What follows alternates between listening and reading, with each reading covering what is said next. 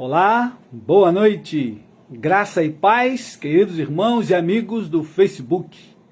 Louvado seja Deus por mais uma noite, louvado seja Deus por mais um dia na sua presença. É bom ter você aqui conosco mais uma vez, você que está ao vivo, você que vai ouvir daqui a uma semana, daqui a um mês, daqui a alguns dias, ou quem sabe daqui a alguns anos, se Jesus não voltar até lá. Querido, Deus te abençoe nessa noite, Deus fale ao teu coração e ao meu. Certamente a palavra de Deus é viva e eficaz e mais penetrante do que qualquer espada afiada de 2 gumes. Você que está chegando, muito boa noite, Badu Ribeira, meu querido discípulo e amigo, seja bem-vindo. Hoje nós vamos continuar olhando os mandamentos da mutualidade, como temos visto, e hoje chegamos ao de número 22 e 23, na nossa lista de 30 mandamentos. Mandamento de número 22, considerai-vos uns aos outros.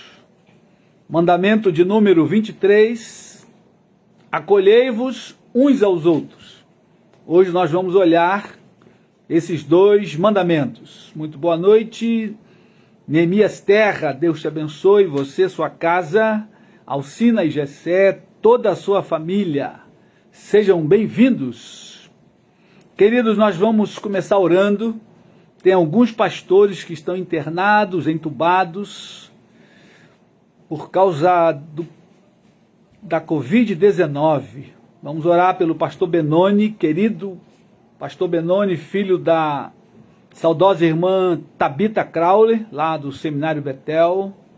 Pastor Benoni está internado, entubado. Pastor Josué Branquinho, Igreja Maranata, aqui da Cidade de Deus. Recebemos 2 pedidos por ele, pessoas diferentes nos encaminharam. Também está internado, com 75% do pulmão tomado. Pastor Valdemar, lá de São Paulo, ele e sua esposa. A esposa está no quarto com oxigênio e o pastor Valdemar também está entubado e corre bastante perigo.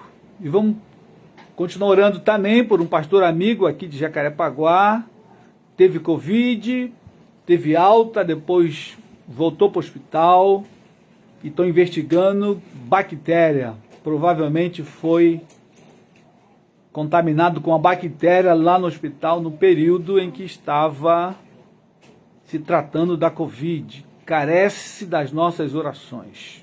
E quem mais você conhecer, você nesta hora coloque diante de Deus, o nosso Deus, um Deus gracioso que pode curar e libertar esses queridos irmãos dessa situação. Querido Pai, nós te adoramos nessa noite, nós bendizemos o teu nome, Senhor, te exaltamos e te glorificamos, porque Tu és o Deus da glória, Tu és o Deus majestoso, Tu és o Deus em cima nos céus e embaixo na terra, Tu és um Deus tremendo e poderoso, Tu és um Deus que pode todas as coisas, Senhor, e nessa noite nós nos rendemos diante da Tua presença, diante da Tua face, rendemos a Ti louvores, Pai. Ó Senhor, e viemos clamar a Ti pelo nosso país, a nossa nação, por esta situação dramática que temos passado, ó Deus, com essa pandemia. Senhor, ilumina os olhos do ministro da Saúde, daqueles que dirigem o país, que a mão bendita do Senhor possa iluminar a mente e os corações, para que as vacinas sejam agilizadas, ó Deus, e todo o procedimento, Senhor, que for necessário, seja feito, Pai, para conter o avanço dessa pandemia. Senhor, tem misericórdia de Senhor, todos os médicos, aqueles que estão na linha de frente, combatendo, Senhor. Guarda, renova as forças, o ânimo, a fé, a coragem, ó Deus, de cada médico intensivista, cada plantonista, cada enfermeiro, Senhor, cada um que está lidando diretamente com os enfermos desse tempo. Senhor, tem misericórdia. Ó Deus, rogamos pelos pastores que estão entubados, teu servo, o pastor Benoni, Ó Deus, visita-o naquele hospital, naquele leito de dor, que o Senhor possa soprar o teu fôlego de vida nos seus pulmões nesta hora, e ele seja curado, restaurado, Senhor. Devolve a sua família em o nome de Jesus. Senhor, visita pastor Josué Branquinho, da Igreja Maranata, Senhor, aqui na Cidade de Deus. Tem misericórdia do teu servo, traz cura, traz restauração, para a glória do teu nome. Senhor, pastor Valdemar, lá em São Paulo, que o Senhor também tenha misericórdia dele, vivifica-os pelo poder do teu nome. Senhor, nosso amigo aqui de Jacarepaguá, com aquela bactéria, Senhor, tem misericórdia. Ó Deus, visita teus servos nessa noite, trazendo cura, Senhor, e tantos outros, milhares que estão internados nos hospitais. Envia teus anjos, Pai, nos hospitais, ó Deus, e afugenta o anjo da morte, ó Deus, que o anjo que dá vida possa se manifestar e curar e restaurar a saúde de milhares nesta hora, Pai. Em o nome de Jesus, Senhor, fica conosco essa noite, quando vamos olhar a Tua palavra mais uma vez, que a Tua palavra fale conosco, traga esperança, traga vida. Que a Tua palavra, Senhor, endireite os nossos caminhos dessa noite, para o louvor da Tua glória. Vivifica-nos pela Tua palavra, Senhor. Em nome de Jesus, nós oramos. Amém e amém. Amém, queridos. Você que chegou agora, seja muito bem-vindo. Deus te abençoe e te guarde. Deus fale ao teu coração. Abra a tua Bíblia na carta de Paulo aos Filipenses. Filipenses capítulo 2. Vamos ler os versículos de 1 a 4. Vamos começar olhando aí o mandamento de número 22 na nossa lista. Considerai-vos uns aos outros. Querido, esse é um mandamento extremamente importante e que muitas das vezes nós não damos muita atenção a ele, mas ele fala de considerar o outro. E você vai ver que no texto Paulo é extremamente cirúrgico quando ele fala desse mandamento, e esse mandamento ele é de extrema importância no relacionamento no corpo de Cristo. Considerar os irmãos maiores ou melhores do que nós. Esse é um tremendo exercício contra a soberba, contra o nosso ego, contra a vaidade e contra as facções no corpo de Cristo. É um exercício de humilhação que nos leva para perto de Deus, que nos faz parecidos com Cristo. Tudo isso, querido, esse mandamento, ele vai ajudar e fortalecer a mim e a você e o nosso convívio no corpo de Cristo. Abra sua Bíblia, Filipenses capítulo 2, versos de 1 a 4. Paulo aqui vai falar algumas coisas, mas o foco está nesse mandamento, e você vai ver como ele se relaciona com outras questões no corpo de Cristo. Diz assim o texto: se há, pois, alguma exortação em Cristo, alguma consolação de amor, alguma comunhão do Espírito, se há entranhados afetos e misericórdia, completai a minha alegria, de modo que penseis a mesma coisa, tenhais o mesmo amor, sejais iluminados de alma, tendo o mesmo sentimento.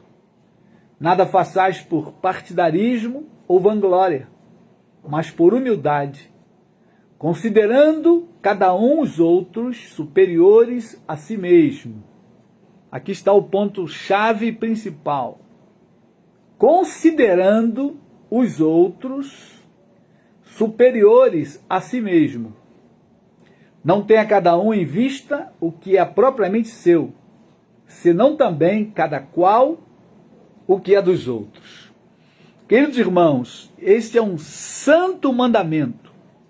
E eu quero dizer a você o seguinte: a palavra considerar aí, lá no grego, ela é algo extraordinário.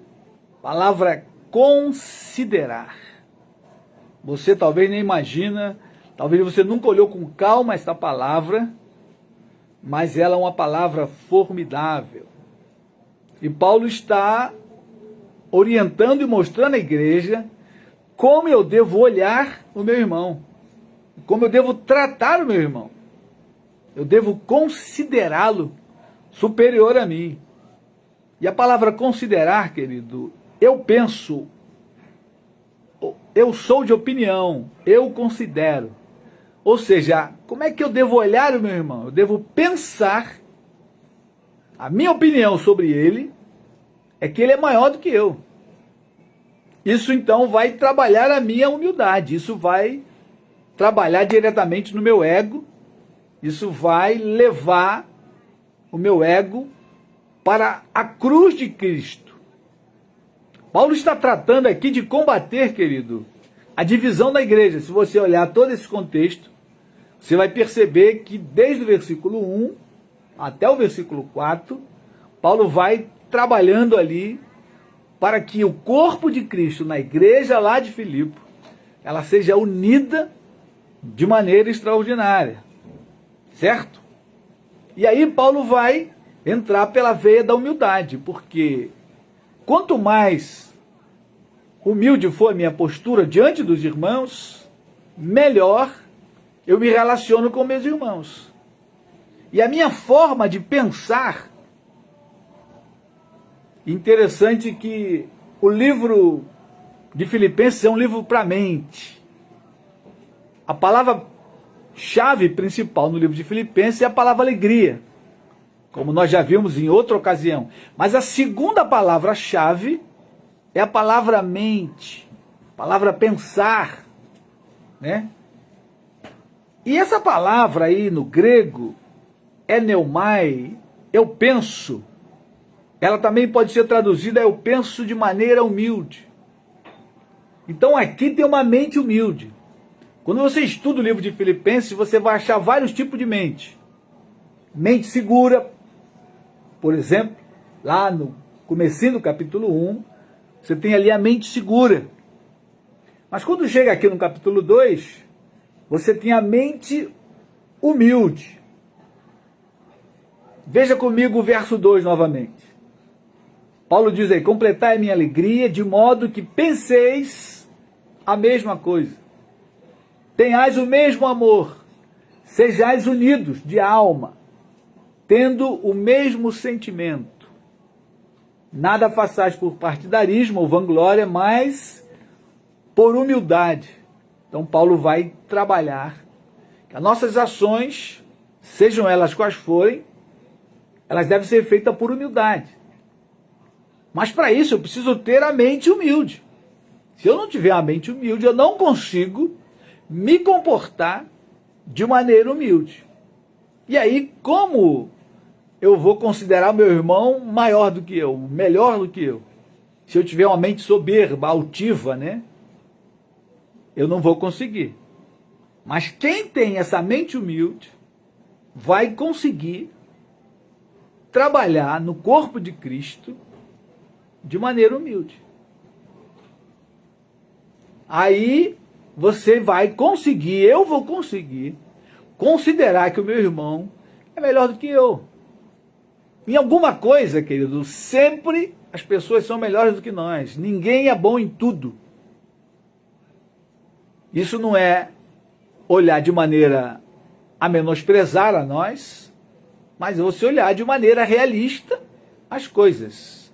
E Paulo então está tratando dessa questão, porque o que faz disputas no meio do corpo de Cristo? O que causa rusga nos relacionamentos?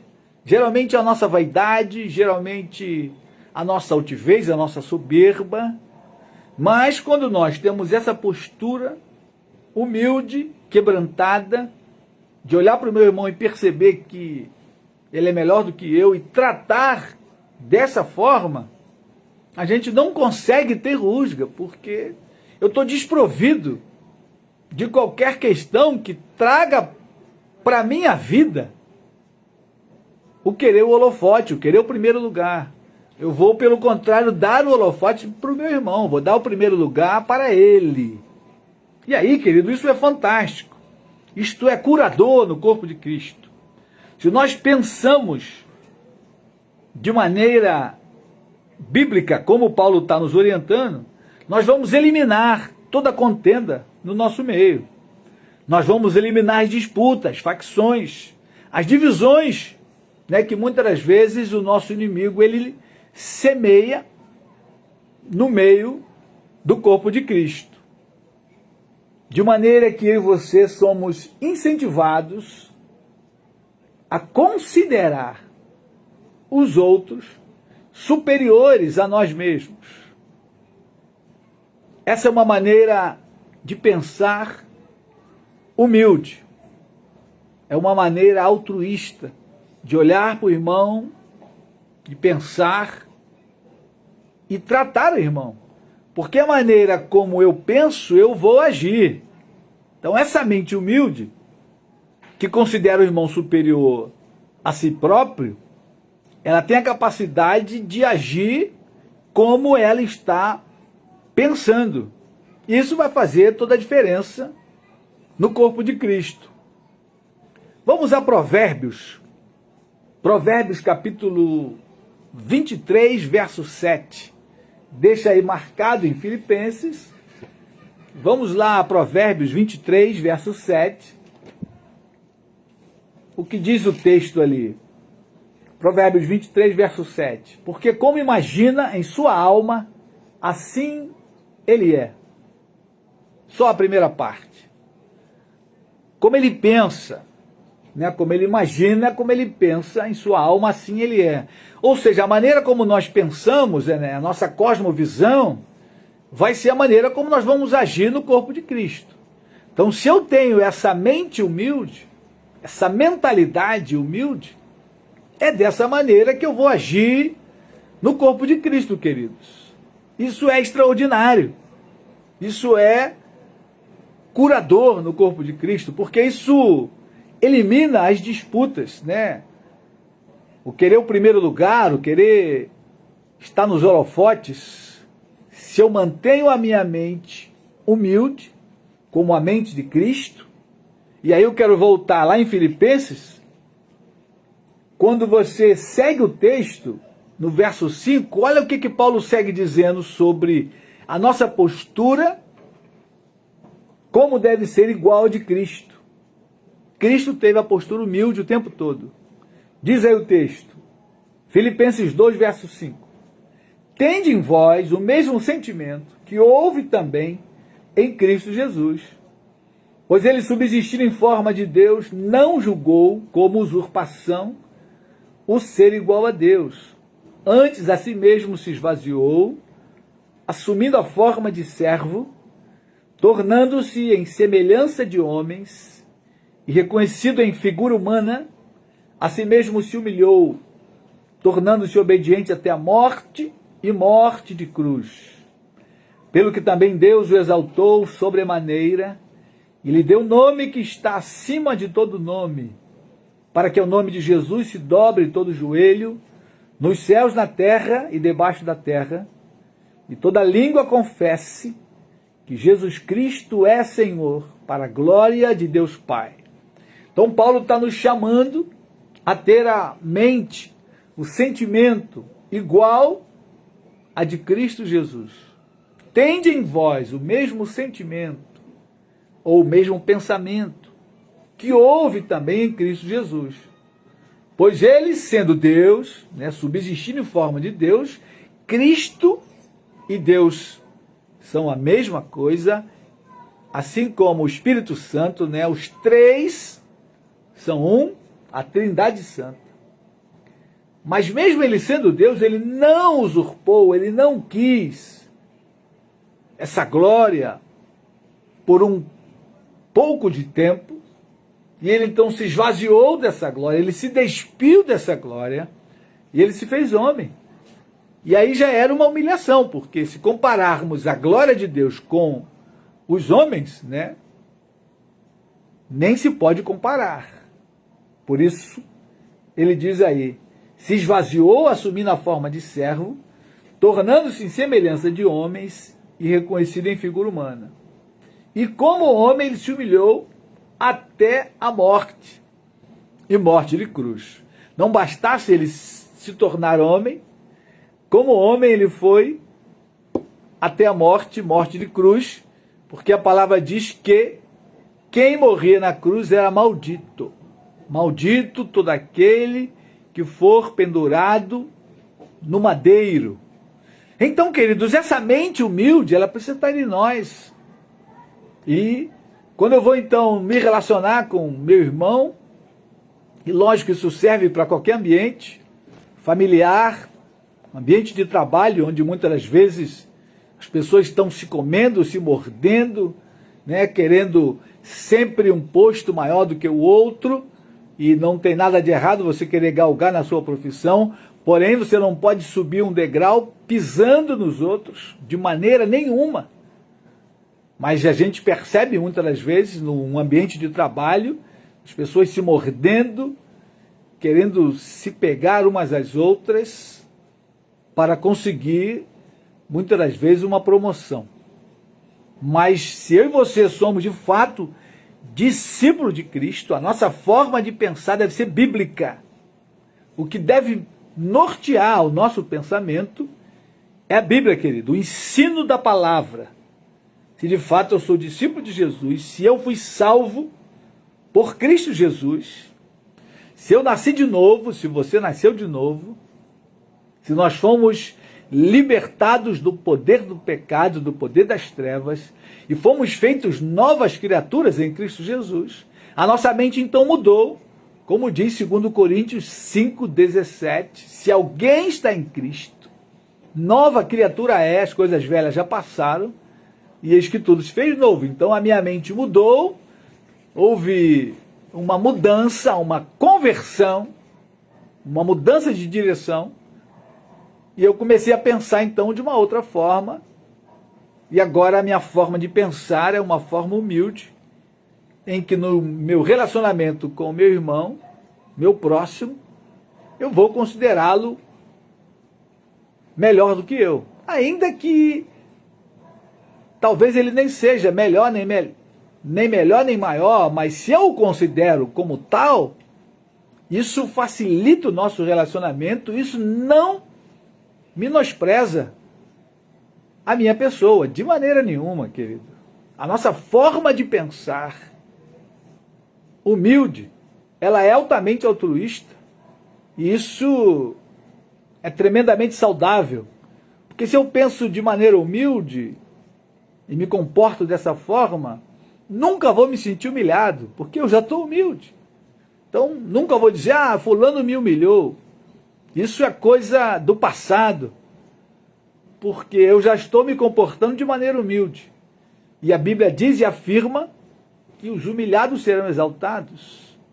Então, querido, você só vai ganhar se você pensar como o texto está nos orientando. E tudo o que eu fizer não pode ser por partidarismo, né? O versículo 13 é muito claro. Nada façais por partidarismo ou vanglória, ou seja, por exaltação própria, por querer a glória, trazer a glória para mim. Não. Tudo que eu fizer seja por humildade, mas por humildade, considerando cada um os outros superiores a si mesmo.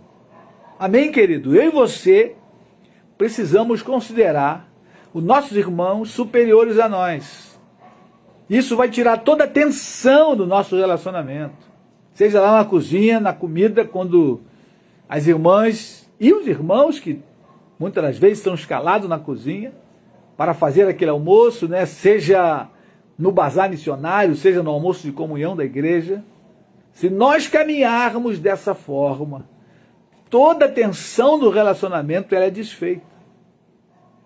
Porque eu vou me colocar de maneira humilde. E a palavra diz lá em Isaías capítulo 30, verso 21. Este é o caminho, andai por ele. Não há outro caminho, querido. A palavra de Deus é o caminho. Jesus disse, eu sou o caminho, a verdade e a vida.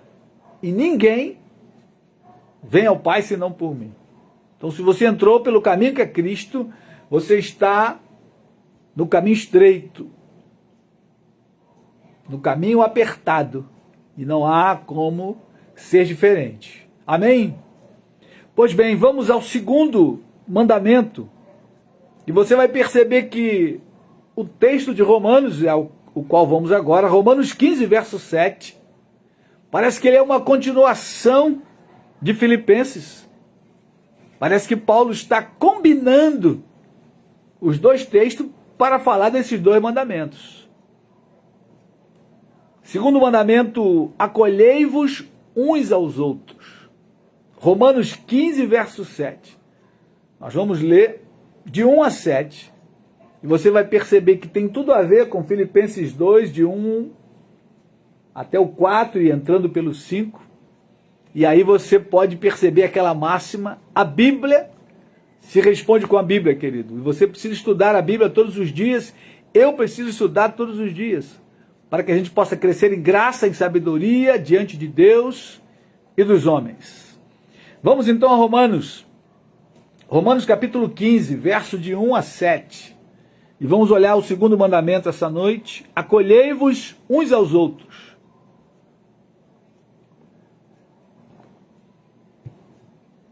Romanos 15, de 1 a 7, diz o seguinte: ora, nós que somos fortes, devemos suportar as debilidades dos fracos e não agradar-nos a nós mesmos.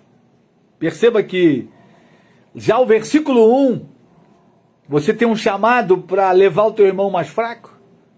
Então, se você considera-o maior do que você, está extremamente tranquilo. É um sinal de que você tem força para suportar, muitas das vezes, o irmão nas costas, a debilidade do irmão. Nós que somos fortes, devemos suportar as debilidades dos fracos e não agradar-nos a nós mesmos. Paulo vai dizer, lá na carta aos Coríntios, nós apóstolos somos tidos como lixo do mundo. Vós são sábios em Cristo, nós loucos por Cristo. Paulo sempre se considerava como a escória. E Paulo foi o que foi, alguém tremendamente usado por Deus, deixou nada mais, nada menos do que 13 cartas. A espinha dorsal da teologia do Novo Testamento vem de Paulo, mas ele era esse homem, com essa mente humilde, essa capacidade tremenda de se humilhar e se colocar como o principal dos pecadores. Ele vai dizer a Timóteo: eu sou o principal dos pecadores. Seguindo o texto, Romanos 15, verso 2. Portanto, cada um de nós agrade ao próximo no que é bom para edificação. Olha, ele vai seguir na mesma linha. Eu e você, querido, temos que agradar o próximo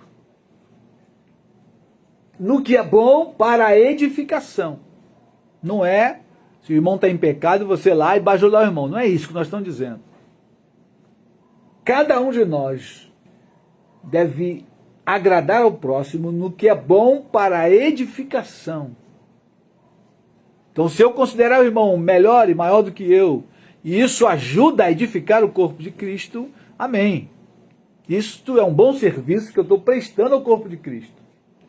Porque também Cristo não se agradou a si mesmo, antes, como está escrito: as injúrias dos que te ultrajavam caíram sobre mim. Pois tudo quanto outrora foi escrito, para o nosso ensino foi escrito, a fim de que pela paciência e pela consolação das Escrituras tenhamos esperança. Ora, o Deus da paciência e da consolação vos conceda o mesmo sentir de uns para com os outros. Perceba Paulo trabalhando a questão do sentimento de um para com os outros, para que concordemente e a uma vos glorifiqueis ao Deus e Pai de nosso Senhor Jesus Cristo. Portanto, acolhei-vos uns aos outros, como também Cristo nos acolheu para a glória de Deus. E aqui Paulo chega então no texto-chave principal do nosso mandamento, acolhei-vos uns aos outros. Mas aí no final do versículo, Paulo vai dar a chave. De que maneira eu vou acolher o meu irmão? Como também Cristo nos acolheu para a glória de Deus. E aí, querido, eu preciso entender o que é esse acolher o outro. Acolhei-vos uns aos outros. O que significa essa palavra acolher? Né? A palavra acolher aí, querido, é algo extraordinário. Tomar para mim. Então, acolher o irmão é tomar o irmão para mim. É cuidar do irmão. Foi assim que Cristo nos acolheu. Como ele nos acolheu? Cristo nos tomou para ele. E aí quando a gente vai aprofundar essa questão de como Cristo nos acolheu, aí, querido, a coisa fica muito séria. Então, como eu devo acolher o meu irmão? Como Cristo me acolheu. E aí, se eu for olhar como Cristo me acolheu, eu vou perceber que o Evangelho, de fato, é algo extremamente sério, e não dá para brincar de ser cristão. Ou você é um cristão, ou você é um discípulo de Jesus, ou não. Não dá para ficar dentro do corpo de Cristo, que é a igreja do Deus vivo, coluna e baluarte da verdade, brincando de ser cristão. Não dá, querido. E eu quero olhar com os queridos lá em Pedro, 1 Pedro 1, 18. Cristo, para nos acolher nele, ele pagou um alto preço. Vamos lá, primeira carta de Pedro, capítulo 1, versos 18 e 19. Pedro vai dizer ali que não foi mediante a coisas corruptíveis que fomos resgatados da nossa vã maneira de viver, mas pelo precioso sangue como de um cordeiro. 1 Pedro 1, 18. Sabendo que não foi mediante coisas corruptíveis, como prata ou ouro, que fostes resgatados do vosso fútil procedimento, que vossos pais vos legaram, mas pelo precioso sangue como de cordeiro, sem defeito e sem mácula, o sangue de Cristo. Então, queridos, para que Cristo nos acolhesse nele, ele pagou um alto preço, e o preço foi a sua própria vida. Quando você vai a Isaías 53, né, que fala sobre a morte de Cristo, Isaías ali profetizando, ele diz que ele tomou sobre si as nossas enfermidades, e pelas suas pisaduras nós fomos sarados. Queridos, isso é tremendo, isso é algo glorioso. Para que Cristo nos acolhesse nele, ele deu a sua própria vida. E quando você vai lá em 1 João, anda um pouquinho só para frente aí, Pedro, depois vai vir 1 João, capítulo 3, verso 16. 1 João 3,16. Olha o que diz aí o apóstolo do amor. Nisto conhecemos o amor, que Cristo deu a sua vida por nós, e devemos dar nossa vida pelos irmãos. Queridos, esse é o padrão das Escrituras. Como Cristo nos acolheu? Dando a própria vida por nós. Nisto conhecemos o amor.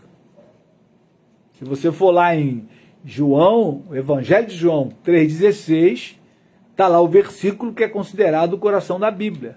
Porque Deus amou o mundo de tal maneira que deu o seu Filho ao mundo, seu Filho unigênito ao mundo, para que todo aquele que nele crê não pereça, mas tenha a vida eterna. E aí quando chega aqui, na primeira carta, capítulo 3, verso 16, João escreve algo extraordinário. Nisso conhecemos o amor. Como a gente conhece o amor? Que Cristo deu a sua vida por nós. E nós devemos dar a nossa vida pelos irmãos. Então, querido, quando lá Romanos diz, acolhei-vos uns aos outros, assim como Cristo nos acolheu para a glória de Deus. Acolher o irmão é tomar o irmão para mim. Ou seja, eu dar a minha vida pelo irmão, eu amar o irmão a ponto de dar a minha vida por ele. Ou seja, não há sacrifício difícil que eu possa fazer pelo meu irmão, para abençoar a vida do meu irmão, para salvar uma alma. Querido, isso é extraordinário. Da mesma forma como Cristo deu a vida dele por nós, nós devemos dar a nossa vida pelos nossos irmãos. E aí eu devo acolher o meu irmão. Ora, se eu amo o meu irmão a ponto de acolher, a ponto de dar a vida por ele, considerá-lo maior do que eu é algo muito menor. Perceba como um mandamento sempre complementa o outro. E quando a gente pensa, queridos, nesses mandamentos, se a gente trabalhar com afinco para cumprir a palavra, a igreja se torna aquela comunidade terapêutica, onde as pessoas vão querer ir e estar ali, porque o ambiente é tão saudável, é tão salutar, é tão curador, que isso vai atrair as pessoas. Por isso eu imploro, insisto a você, reveja a sua conversão se de fato você está em Cristo. Porque se alguém está em Cristo, é uma nova criatura. A mente precisa mudar, o comportamento precisa mudar. Amém, querido irmão? Eu quero terminar indo a Isaías. Isaías, capítulo 30, verso 21, texto que nós citamos. Eu quero ler o versículo completo. Eu li só a parte B do versículo, mas é um versículo interessante. Isaías 30, verso 21. Diz o seguinte: quando te desviares para a direita e quando te desviares para a esquerda, os teus ouvidos ouvirão atrás de ti uma palavra dizendo: este é o caminho, andai por ele. Queridos, o Espírito Santo nesse tempo do fim, e especificamente nesse tempo de pandemia, está dizendo para nós, a igreja, que se desviou para a direita e para a esquerda: olha, volte para o caminho, este é o caminho, Cristo é o caminho, a palavra é o caminho, não há outro. Então o que eu e você temos que fazer é voltarmos ao caminho original, que é Cristo e a sua palavra. E perceba que ele diz o seguinte: quando vocês se desviarem para a direita e para a esquerda, vocês vão ouvir uma voz atrás de vocês, atrás de ti, dizendo uma palavra: este é o caminho, andai por ele. E o Espírito Santo é essa voz que fala comigo e contigo nessa noite. Devemos voltar à palavra, cumprir a palavra, andar pela palavra. Senão, querido, nós somos simplesmente telespectadores. Senão nós vamos nos tornar a multidão que ia lá na multiplicação dos pães apenas para encher a barriga e depois ir embora. Na hora de carregar a cruz, eles não queriam carregar a cruz. E o chamado para o Evangelho é um chamado para levar a cruz de Cristo. Esse é o nosso chamado. Para isso que nós decidimos caminhar com Cristo. Levar a cruz, pagar o preço.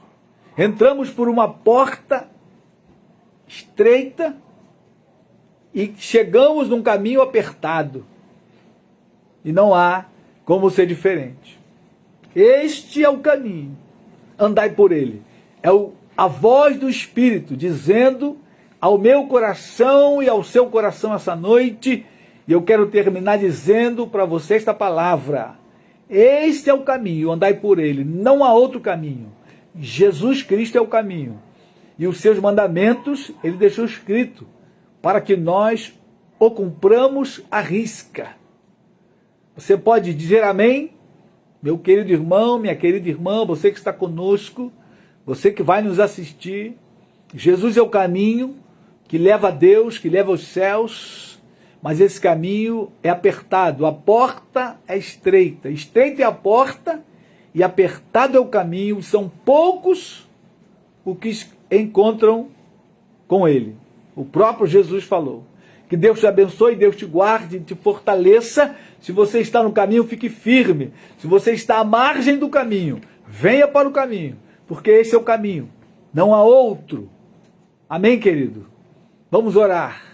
Querido Pai, nós te adoramos pela tua palavra, nós bendizemos o teu nome por essa palavra, palavra que é viva e eficaz, palavra que penetra como uma espada afiada de 2 gumes, Senhor. Ó Deus, venha nessa noite quebrantar o nosso coração, tratar do nosso caráter, tirar toda a vaidade. Ó Deus, em nome de Jesus, dá-nos uma mente humilde, dá-nos uma mente, Senhor, altruísta, uma mente que pensa de conformidade com a tua palavra, amplia, muda, Senhor, a nossa cosmovisão, que a nossa cosmovisão seja bíblica. Ah, Senhor, em nome de Jesus, restaura a tua igreja nesse tempo, prepara a tua igreja, o teu povo, para o dia do arrebatamento que se aproxima. Maranata, hora vem, Senhor Jesus. Ó, querido Pai, nós te rogamos essa noite, nós suplicamos pela tua misericórdia e pela tua graça.